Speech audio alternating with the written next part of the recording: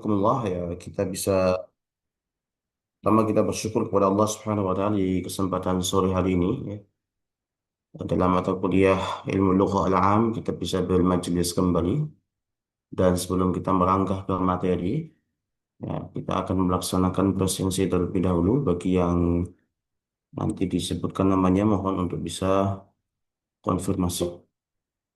Baik, yang pertama Lu'lu' Fatimah Zahra. Kemudian Alicia Putri, Aldirus. Alfi Aulia, Alfia Aulia, Hadiroh. Lestari Puji Astuti, Hadirah Ustaz. Okti Aulia Al-Fajari, Hadirah Ustaz. Bapak saja lah ini. Nabila Salsabila, Hadirah Ustaz. Abidah Rahmah, Hadirah Ustaz. Gifar Gurunya Azka beda. Mumtaz, Hadir Ustaz. Berlian Nurani, Hadirah Ustaz. Harisatun, Hadirah Ustaz. Atika Rahmah, Hadirah Ustaz. Eka Lutfia, belum, Siti Saidah, Hadirah Ustaz. Nur Ainusa, Hadirah Ustaz. Adkia Miftahur Rizki, Hadirah Ustadz. Hia Nurfaza, Hadirah Ustaz. M. M. Sapri M. Zeno, Hadir Ustaz. Fazal Yasin, Sofi Aulian Nisa, Hadirah Ustaz. An-Nazma Fauzan, Hadir Ustaz. Siti Teguh Utami,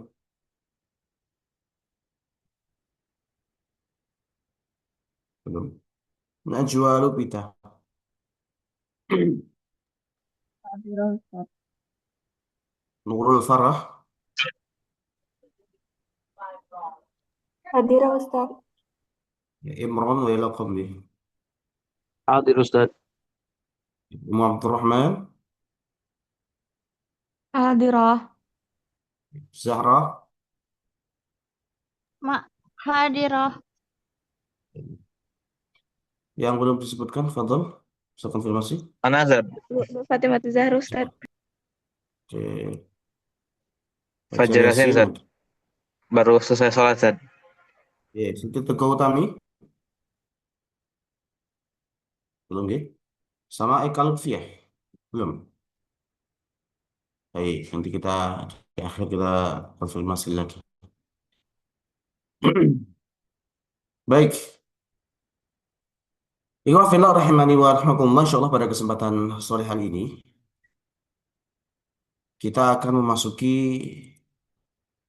materi yang ini merupakan materi yang masuk dalam eh, bagian yang kedua. Jadi mulai pada kesempatan sore hari ini kita akan memasuki ya, materi untuk ilmu linguistik yang kedua. Di mana kemarin pernah saya sampaikan atau di pertemuan sebelumnya sudah pernah disampaikan bahwasanya ilmu lughah ya, atau ilmu linguistik itu terbagi menjadi dua. Ya, ada ilmu lughah an-nadhari dan ilmu lughah at-tatbiqi. Ilmu lughah an-nadhari atau diterjemahkan itu sebagai ilmu linguistik teoritis. Dan yang kedua adalah ilmu lughah at-tatbiqi, ilmu linguistik terapan. Nah, pembahasan yang sudah kita bahas mulai dari ya kajian-kajian dulu berkaitan dengan fonologi, berkaitan dengan fonetik. Yang dua, ilmu ini membahas tentang bunyi, kemudian pembahasan tentang morfologi, ya, membahas tentang kata, kemudian kajian tentang sintaksis nahwu, dan yang terakhir pembahasan tentang semantik atau ilmu dalalah makna. Nah, itu merupakan ilmu-ilmu yang masuk dalam tataran ilmu linguistik murni. Apa maksud daripada ilmu linguistik murni atau ilmu lughah an-nadhari itu ketika ilmu-ilmu tersebut itu secara khusus itu membahas tentang internal bahasa itu sendiri. Ya, membahas bahasa tapi dilihat dari sisi dalamnya, tidak dihubungkan dengan hal-hal di luar bahasa. Ya, membahas tentang bunyi, membahas tentang kata, membahas tentang tata bahasa, membahas tentang makna itu ada dalam bahasa itu sendiri. Nah, kemudian yang kedua adalah ilmu lughah apa? At-tatbiqi, ilmu lughah terapan, ilmu linguistik terapan. Tetapi juga ada juga yang sebagian para ahli itu membedakan. Ya, di sana ada tiga. Ada ilmu ilmu linguistik interdisipliner atau multidisipliner dan ada ilmu linguistik terapan. Ya. Tapi saya lebih condong kepada pendapat yang atau pembagian yang apa namanya menjelaskan kalau misalkan ilmu linguistik itu ada dua tadi, murni dan terapan. Nah, salah satunya yang akan kita bahas pada kesempatan sore hari ini yaitu berkaitan dengan sosiolinguistik. Ya, jadi kita akan membahas tentang hal ini, ya, mengenai sosiolinguistik dalam pendidikan dan pembelajaran bahasa Arab. Artinya kita itu akan melihat ya di sini. Kita akan melihat bahwasannya bahasa itu bukan sekedar hanya tata bahasa baku saja, tata bahasa buku teks saja. Nah, tetapi bahasa Arab secara khusus itu juga merupakan bahasa yang benar-benar hidup, bahasa yang memang digunakan untuk berinteraksi di tengah-tengah masyarakat. Nah, artinya di sini ya pendekatan ini, sosiolinguistik ini bukan hanya sekedar memandang suatu bahasa itu hanya sekedar apa namanya sebuah eh, apa namanya sebuah sebuah tata bahasa baku saja atau buku saja, tidak. Tapi bahasa Arab dan bahasa-bahasa yang lainnya atau bahasa Arab secara khusus itu adalah bahasa yang hidup. Ciri bahasa yang hidup itu apa? Dia digunakan di tengah-tengah masyarakat. Oh, berarti sana ada bahasa yang mati? Ada. Bahasa yang mati itu adalah ketika tidak ada penuturnya dan tidak digunakan untuk berkomunikasi di tengah masyarakat tertentu. Nah, seperti itu ya.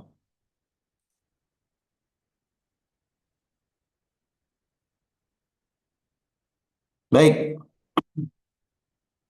maka di sini wafillah rahimani wa rahimakumullah. Sebelum kita melangkah lebih lanjut, kita perlu paham dulu apa yang dimaksud dengan sosiolinguistik. Ya.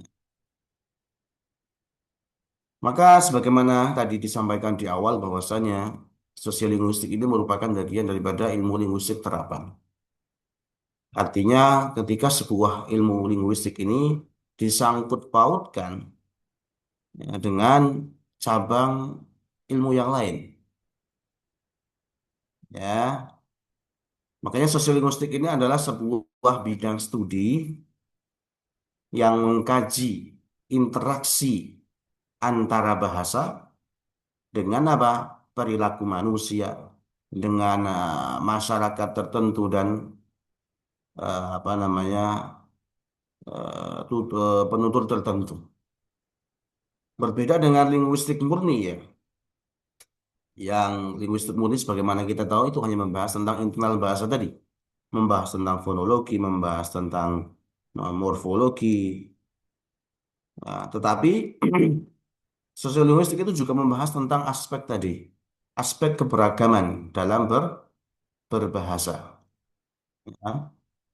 Aspek keberagaman dalam berbahasa.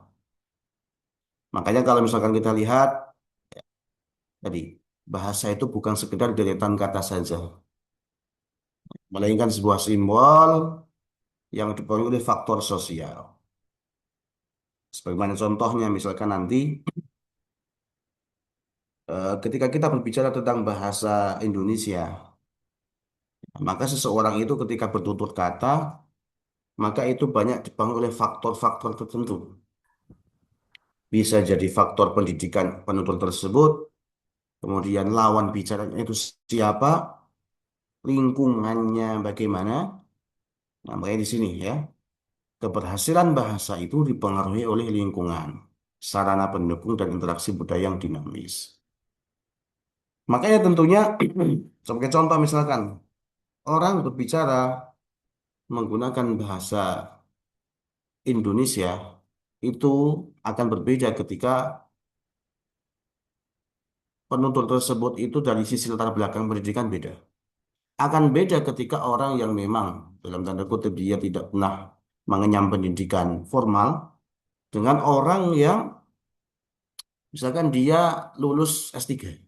Bahasanya akan berbeda walaupun bahasanya sama-sama bahasa Indonesia. Nah, pendidikan. Ya. Begitupun juga lawan bicaranya.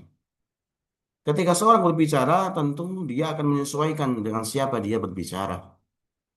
Ya, apakah dengan anak kecil ataukah dengan orang yang lebih tua. Itu bahasanya pun, bahasa yang digunakan pun akan berbeda. Makanya ini, bahasa itu sekali lagi dipengaruhi oleh banyak hal. Salah satunya dipengaruhi oleh lingkungan, latar belakang sosial seseorang, interaksi budaya yang dinamis. Nah, ketika kita berbicara tentang bahasa Arab, maka bahasa Arab yang kita kenal, yang dipelajari di negara kita, ya, adalah bahasa Fusha. Dan ketika kita berbicara tentang penerapan dalam masyarakat tertentu, bisa kita lihat di negara-negara Arab, ya, mereka mempunyai bahasa amiyah, bahasa sehari-hari, yang itu bisa jadi beda dengan bahasa Fusha atau bahasa standar yang kita pelajari. Makanya ini juga perlu difahamkan. Misalkan apa namanya, ketika kita berbicara tentang bahasa dan masyarakat atau bahasa Arab dengan masyarakat, maka perlu kita pahami bahwa di sana ada bahasa yang digunakan dalam kehidupan sehari-hari bangsa Arab. Nah, itu bahasa amiyah, baik itu oleh orang Mesir maupun orang-orang Saudi maupun masyarakat Timur Tengah sana secara umum. Ya, seperti itu. Baik. Kemudian, ya, Bismillah rahmani wa rahmatullah. Nah, ketika kita berbicara tentang bahasa, maka bahasa itu merupakan suatu hal yang dia itu tidak berdiri sendiri. Bahasa itu merupakan bukanlah suatu entitas yang dia itu berdiri sendiri, namun itu merupakan gejala sosial.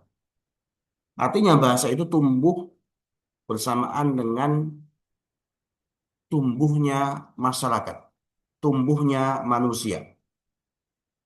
Ya, kapan bahasa itu tumbuh? Ya tentunya dengan tumbuhnya interaksi sehari-hari.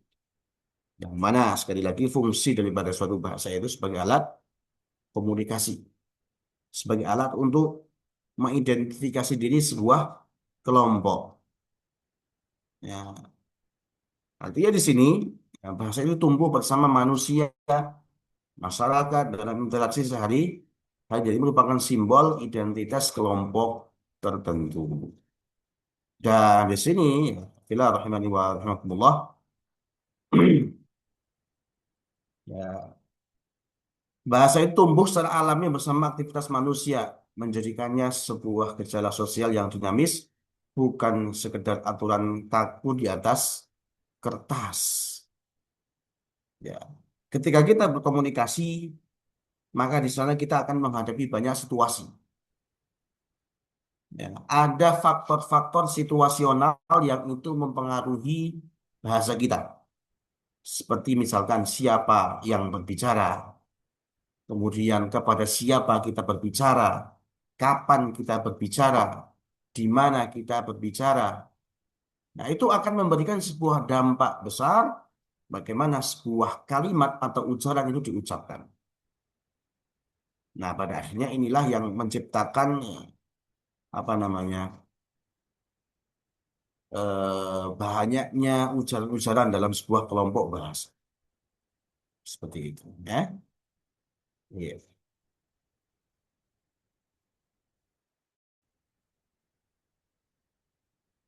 Ini bahasa yang digunakan dalam saya adalah interdisipliner.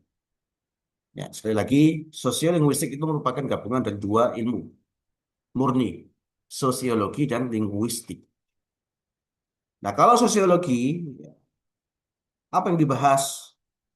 Yang dibahas adalah ini, ya, struktur sosial dan perilaku kelompok masyarakat tertentu, baik itu keluarga, suku, bangsa tertentu. Nah, sedangkan linguistik murni itu fokus utamanya adalah ini, tadi yang kita bahas ya, bagaimana bunyi itu diujarkan, bagaimana kata itu dibentuk, bagaimana tata kalimat dalam sebuah bahasa itu diatur. Nah, ini fokus utamanya. Objek kajiannya apa? Kalau sosiologi, objek kajiannya adalah masyarakat secara umum. Sedangkan kalau linguistik murni itu apa? Ya itu internal bahasa itu sendiri. Baik itu teks atau tata bahasa secara terisolasi. Artinya dia tidak dihubungkan dengan ilmu yang lainnya. Nah, ketika digabungkan gimana kira-kira? Nah, makanya di sini digabungkan di sini.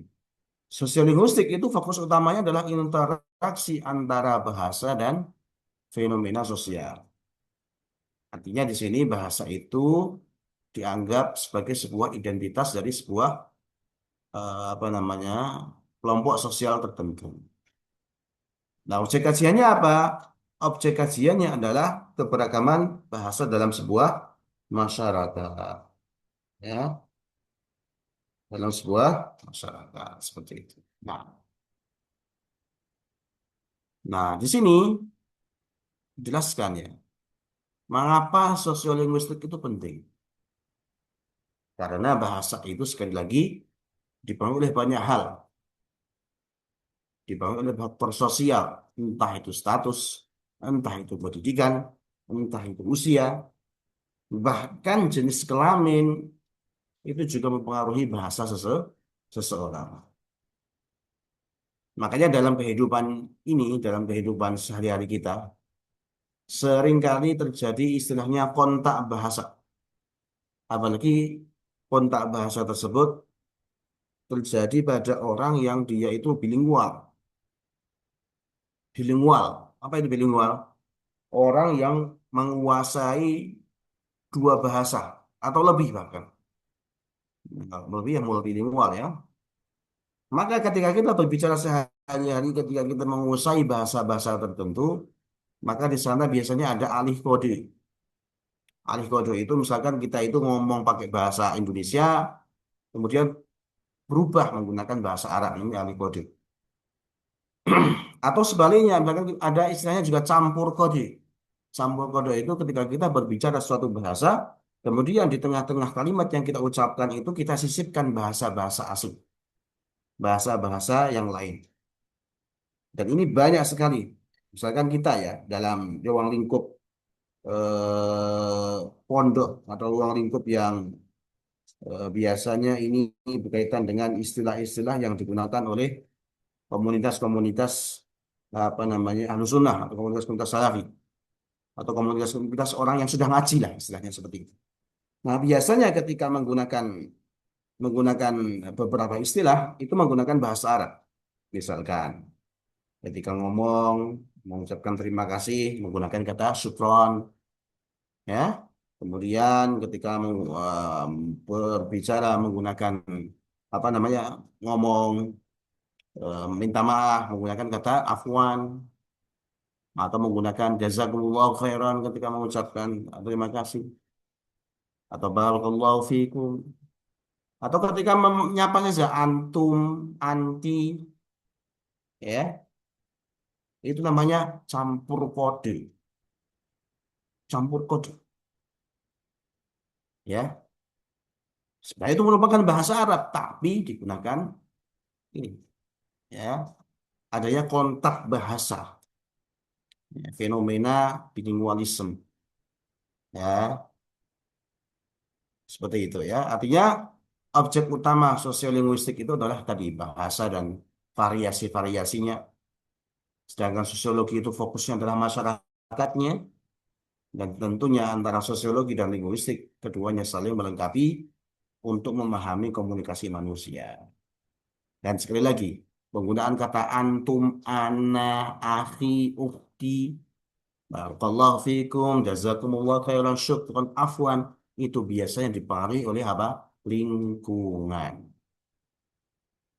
Lingkungan ngaji, lingkungan ma'had, atau lingkungan, dan lain sebagainya. Ya, seperti itu. Baik.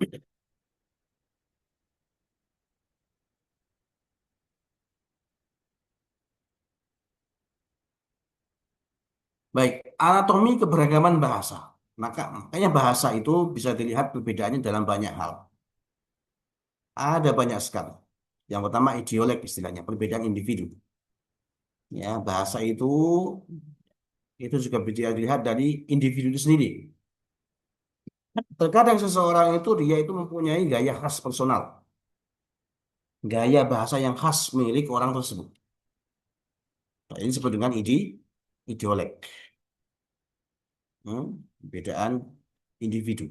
Ini gaya bahasa khas.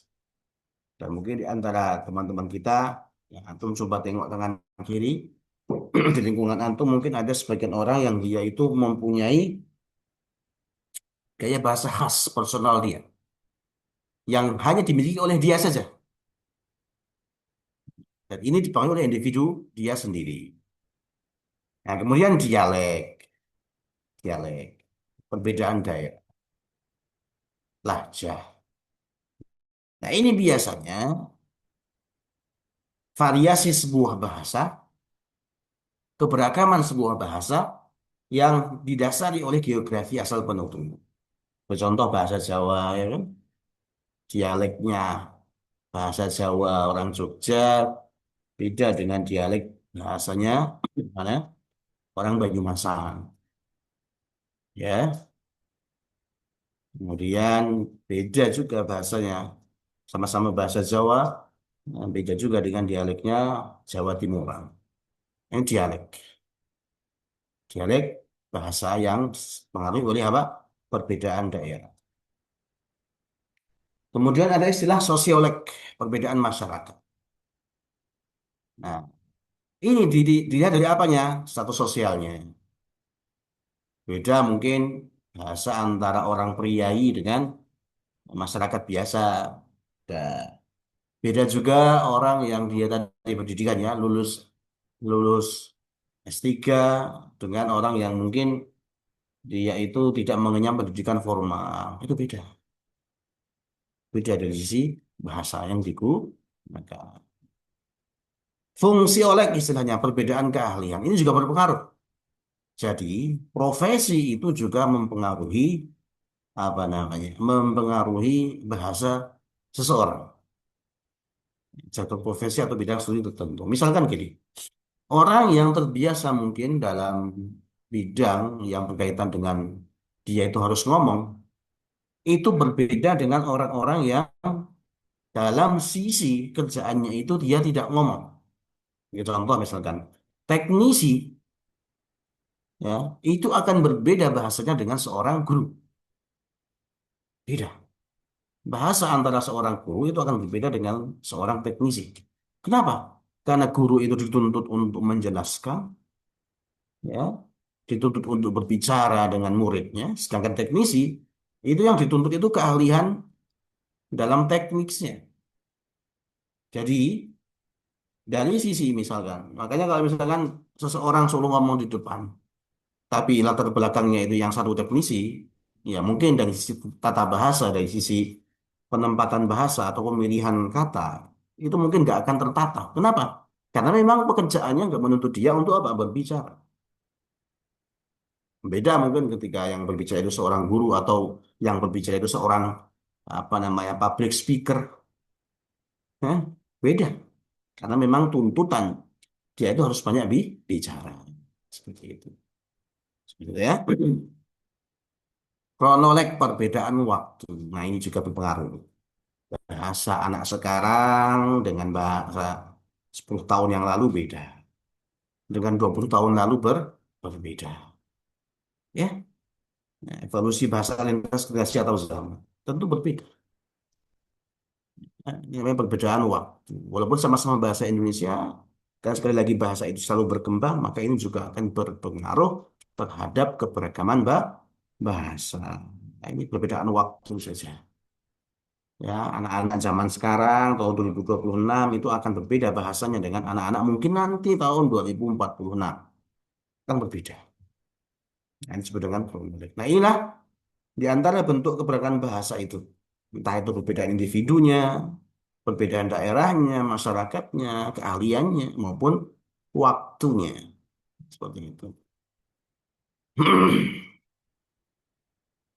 Maka di sini, ya, Bismillahirrahmanirrahim.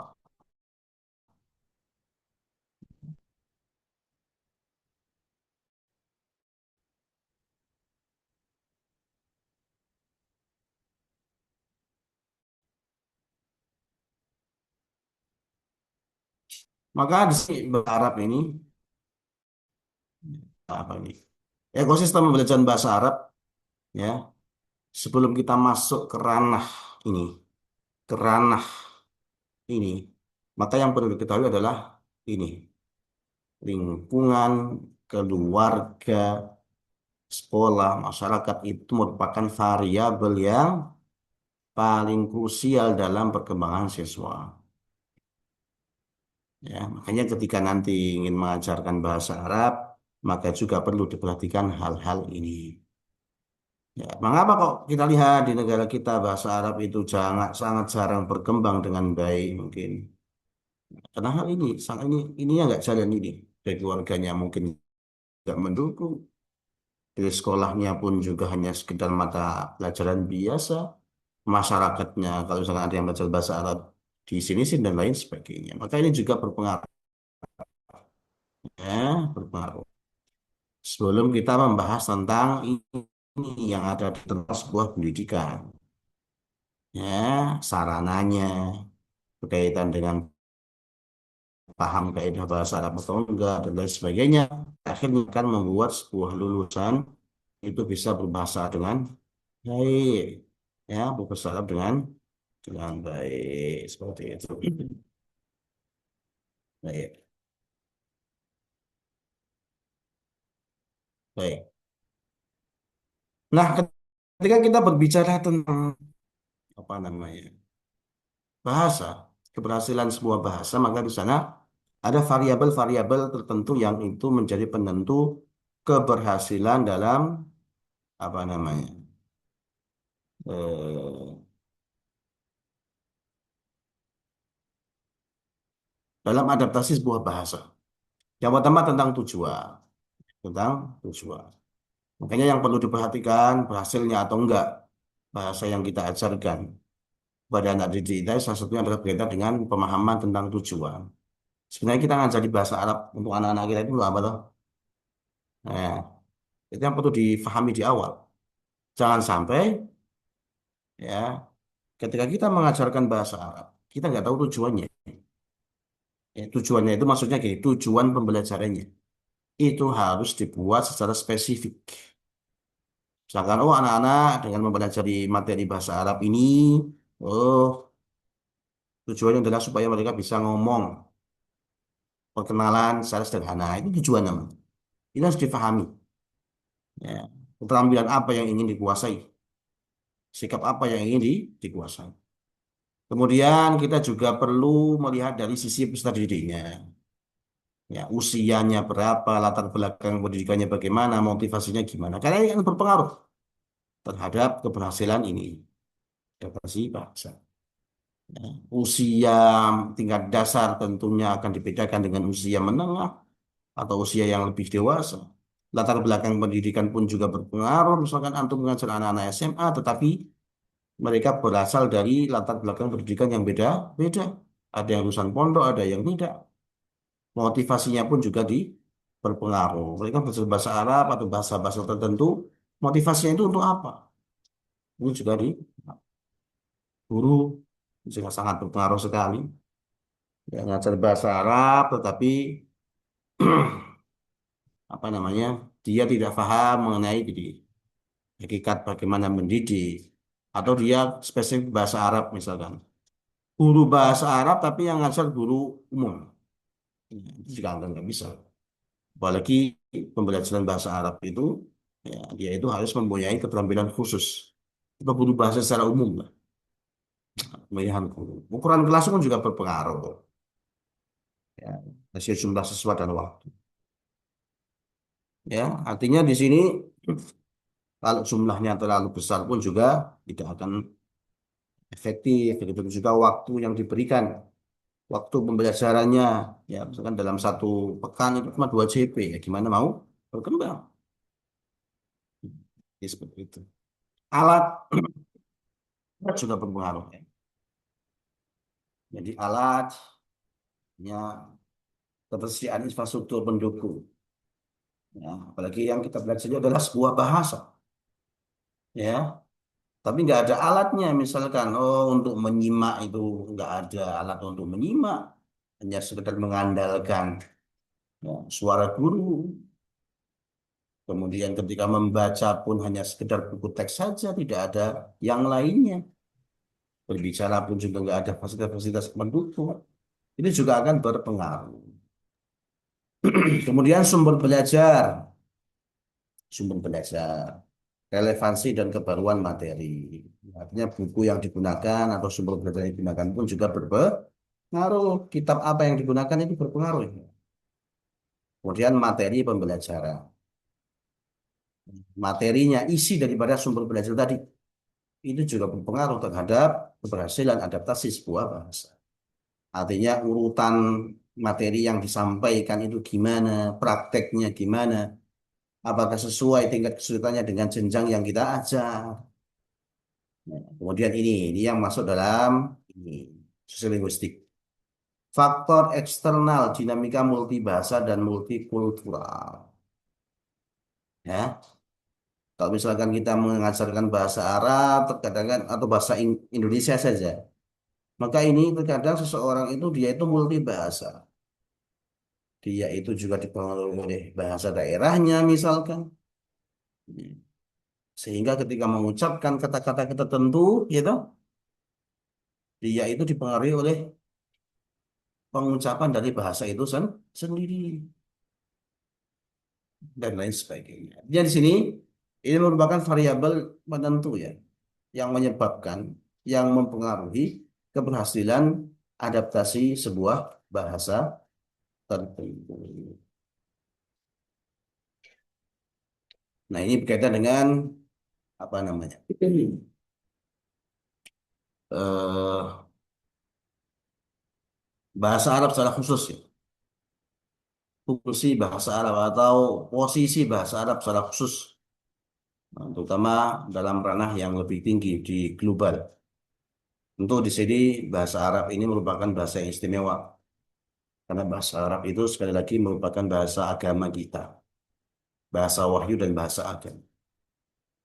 Nah, nggak semua bahasa dunia ini menjadi bahasa agama. Selain bahasa Arab sebagai simbol daripada bahasa sebagai agama Islam, di sana mungkin ada bahasa Ibrani sebagai simbol dari bahasa dari agama apa? Yahudi. Kemudian bahasa Arab digunakan untuk ini. Merupakan bahasa ritual ibadah kita. Artinya ketika kita beribadah, sholat, ya itu wajib menggunakan bahasa Arab. Doa-doa yang kita panjatkan itu juga bahasa Arab. Dan itu juga merupakan bahasa interaksi. Ya, bahasa interaksi sosial umat Islam sedunia. Nah, ketika kita ya ini berbicara tentang bahasa Arab sebagai bahasa sosial umat Islam di dunia.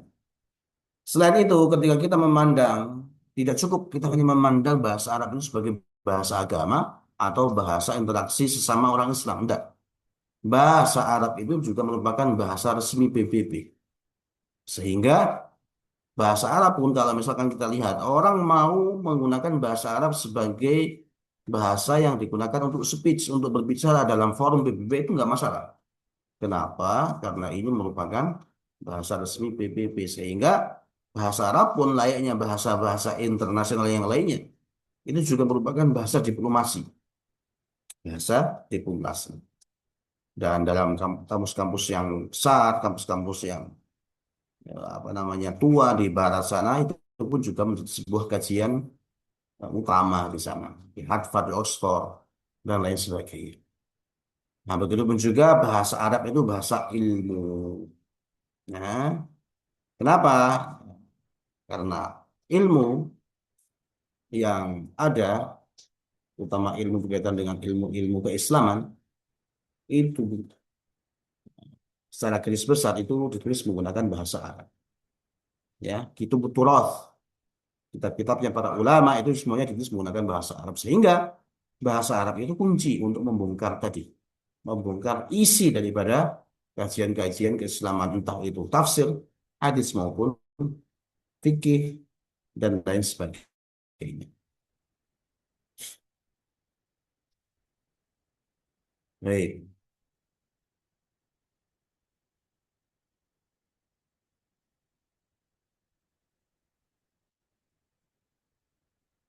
Baik, 7 pilar kompetensi antar budaya dalam kelas.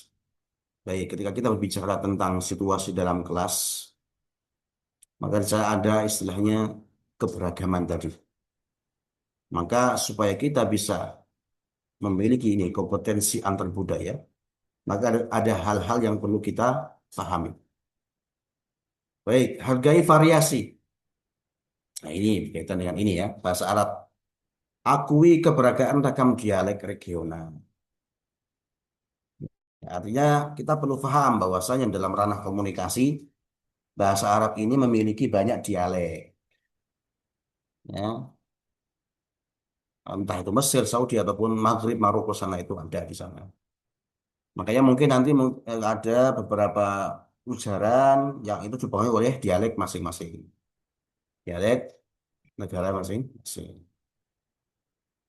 Kemudian yang kedua, kebutuhan komunikatif.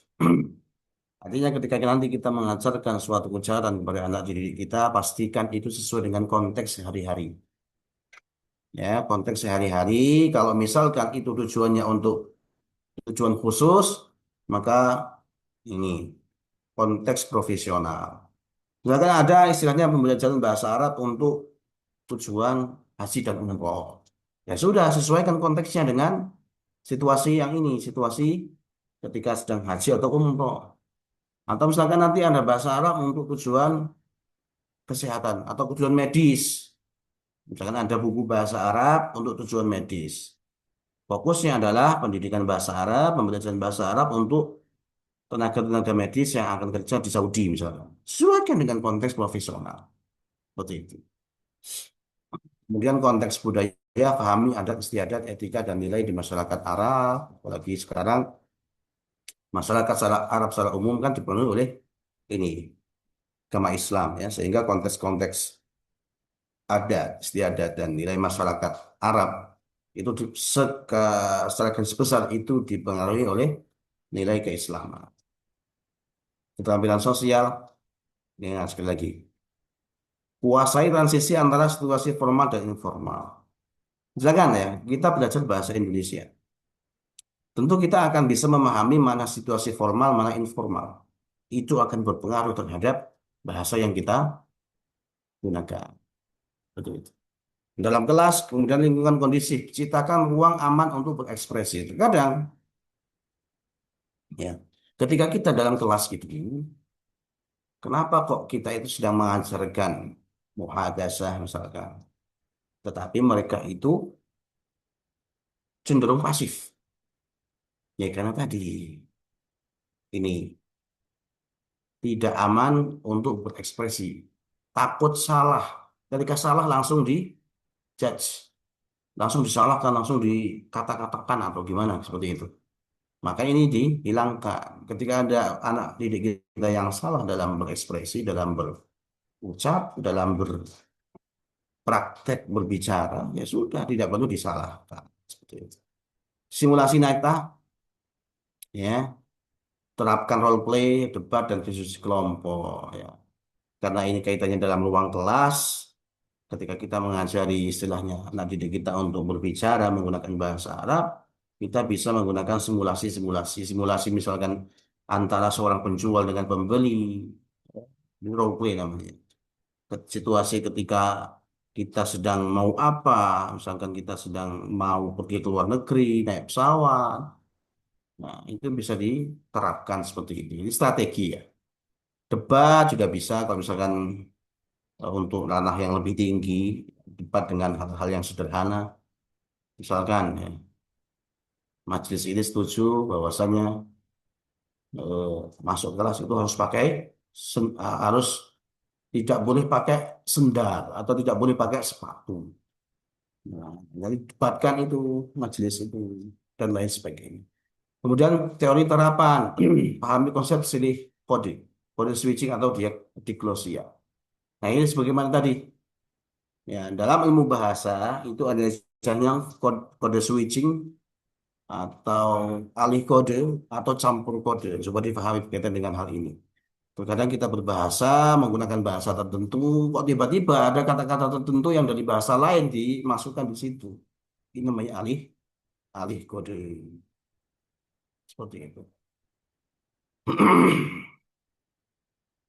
Baik. Realitas diglosia, spektrum penggunaan bahasa. Nah, dari bahasa Arab itu ada dua ya. Ada bahasa fusha dan bahasa amiyah. Fusha itu bahasa standar yang biasanya ini ada dalam kitab-kitab yang kita pelajari di kurikulum resmi, literatur akademik, wahyu agama dan berita resmi. Ini menggunakan bahasa fusha. Nah, karakteristiknya gimana? Tata bahasanya baku, universal lintas batas negara Arab. Nah, ini kalau bahasa fusha ini biasanya ini bisa dipahami oleh seluruh negara Arab.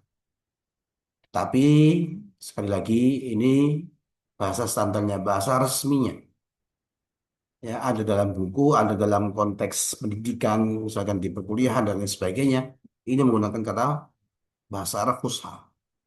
Bahasa jurnalistik pun juga demikian. Bahasa kitab pun juga fusha. Nah, kita, akademik pun juga demikian. Makanya nggak semua orang itu bisa bahasa fusha. Bahasa Arab itu tidak semua orang Arab itu bisa bahasa fusha kalau misalkan dia tidak ini berbenturan dengan ini. Misalkan orang Arab tapi dia kerjanya di pasar tiap hari, nggak pernah kuliah, nggak pernah sekolah, ya dia mungkin tidak akan mendapati bahasa Arab fusha. Sehingga ketika mendengar bahasa fusha, apa yang bahasa fusha atau bahasa Arab standar, dikira dia sedang doa, diaminkan. Ini banyak yang hal seperti ini. Sedangkan bahasa Amiyah, ini bahasa pasaran, bahasa sehari-hari. Konteksnya adalah percakapan jalanan, di pasar, dan lain sebagainya. Karakteristiknya gimana? Pragmatis. Maksudnya gimana? Beda antara bahasa Amiyah yang ada di Mesir, bahasa yang ada Amiyah yang ada di Saudi, bahasa Amiyah yang ada di Sudan dan Suriah. Ini berbeda. Mempunyai karakteristik masing-masing. Nah, di sini, nah, ini perlu difahami juga. Ya, misalkan untuk mengajarkan bahasa Arab, tapi konteksnya untuk tujuan profesional. Misalkan gini, antum mengajarkan bahasa Arab program untuk TKI yang akan diberangkatkan ke Arab. Maka jangan di apa? Jangan pembelajaran bahasa Arab fokusnya di sini, jangan. Tapi yang ini justru tergantung negara tujuannya. Ya ini, menjembatani transisi fusha menuju amiyah tanpa menghilangkan kaidah, menghindari pendekatan ke Arab. Ini ya. Dan ini banyak program-program khusus untuk persiapan bahasa untuk bekerja profesional yang akan berangkat ke negara Arab sana. Seperti itu. Nah, atau bahkan kebalikannya, ya. Ada anak didik kita yang sudah bisa ngaku pakai bahasa Arab. Pergi ke Saudi, kaget dia.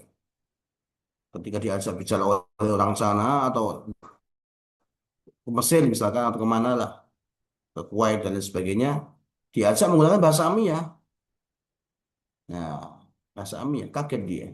Nah, perlu kita pahamkan anak didik kita bahwasanya nanti di sana bahasa yang digunakan itu bukan bahasa fushahnya. Bahasa fushah itu forum-forum resmi saja. Dengan bahasa Amiyah untuk kehidupan sehari-hari itu nanti akan dipelajari, akan lambat laun bisa ketika memang sudah terjun di kehidupan sosial masyarakat yang ada di sana. Seperti itu. Iya. Ini ya. Desain kurikulum berbasis sensitivitas budaya. Misalkan gini. Kalau pendekatan linguistik murni, misalkan ini, mengajarkan kata makanan, ini sebagai hafalan kosakata dan cara menyusunnya dalam apa? Kalimat subjek predikat. Akala Muhammadun al-khubza dan lain sebagainya. Artinya fokusnya adalah ini, menyusun kata tersebut dalam sebuah kalimat. Sedangkan pendekatan sosial linguistik itu enggak. Ini mengaitkan kosakata makanan tadi disesuaikan dengan tradisi makanan di Arab itu gimana, tata keramanya gimana, dan lain sebagainya. Menggunakan teks bahasa Arab yang membahas isu sosial nyata untuk membangun empati dan kepekaan antar budaya. Artinya disesuaikan dengan budaya masyarakat Arab yang ada di sana seperti itu. Bukan hanya sekedar ini menyusun dalam kalimat mana fi'il, mana fa'il, mana maf'ul itu enggak. Kalau dalam ruang lingkup linguistik sosial, ruang lingkup pendekatan sosial linguistik.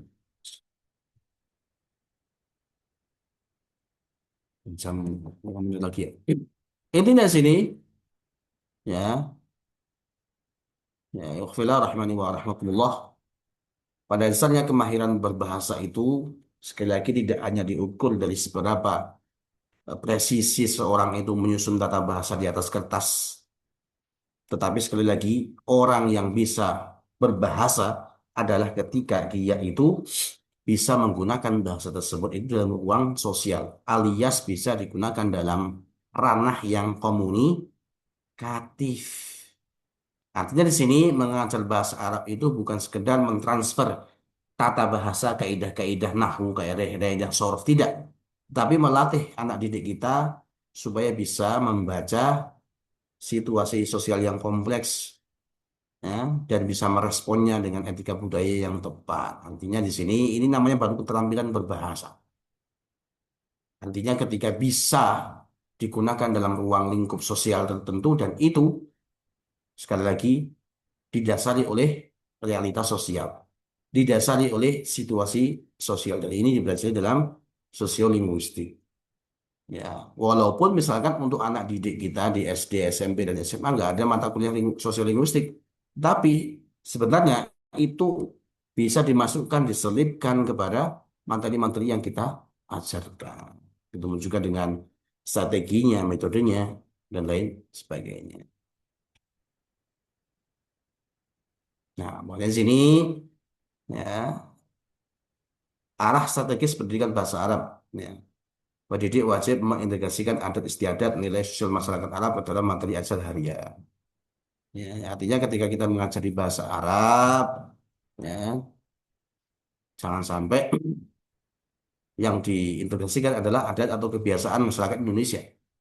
Justru kita wajib mempelajari gimana adat istiadat nilai orang-orang Arab dalam kehidupan sehari-hari. Begitu juga dengan kurikulum, itu juga dengan konteks sosial. Ya, kemudian kelas, kelas sebagai laboratorium sosial. Beralih dari metode ceramah, jangan ceramah saja, tapi juga menuju interaksi komunikatif, entah itu role play, diskusi, dan lain sebagainya. Itu yang bisa kami sampaikan di kesempatan sore hari ini. Nah, waktunya sangat terbatas. Dan insya Allah untuk pekan yang akan datang, karena ini pertemuan ketujuh, pekan yang akan datang itu sudah masuk UTS. Untuk UTS apa namanya? Untuk UTS ilmu lugha al-am, insya Allah dalam bentuk menjawab soal. Nanti soalnya anak akan buat dan open book sifatnya, open book, tapi nggak boleh dari internet. Ya, dari internet atau ChatGPT itu haram kalau misalkan jawab soal. Sedangkan untuk ta'bir tahriri sebagai informasi saja, ta'bir tahriri itu hanya mengumpulkan apa namanya hasil tulisan-tulisan yang sudah antum tulis dalam satu file. Antum sudah pernah membuat surat pribadi, surat resmi, kemudian kemarin isyarat wa ta'limat, CV, itu silahkan disusun sedemikian rupa portofolio lah istilahnya. Atau kalau mau bahasa yang lama, clipping lah. Tugas-tugas tadi dalam satu file nanti dikumpulkan di link yang nanti akan kami sampaikan di pekan yang akan datang. Itu gitu. Mudah-mudahan bisa difahami. Kemudian tadi yang belum hadir, karena lihat lagi.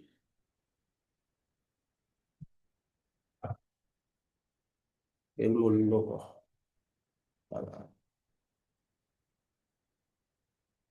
Kalau Fia hadir nggih. Eka hadirah Ustaz. Teguh Utami, Siti Teguh Utami hadir enggak? Hadirah Ustaz. Siti Teguh Utami hadirah. Oke. Baik, semuanya sudah hadir. Barakallahu fikum. Kita tutup majelis kita di sore hari ini dengan doa kafaratul majelis. Subhanakallahumma wa bihamdika asyhadu an la ilaha illa anta astaghfiruka wa atubu ilaik. Wa sallallahu ala nabiyyina Muhammad wa ala alihi wa sahbihi wa baraka wa sallam. Wassalamualaikum warahmatullahi wabarakatuh. Waalaikumsalam warahmatullahi wabarakatuh. Jazakumullah khairan. Jazakumullah khairan Ustaz. Waalaikumsalam. Jazakallahu khairan.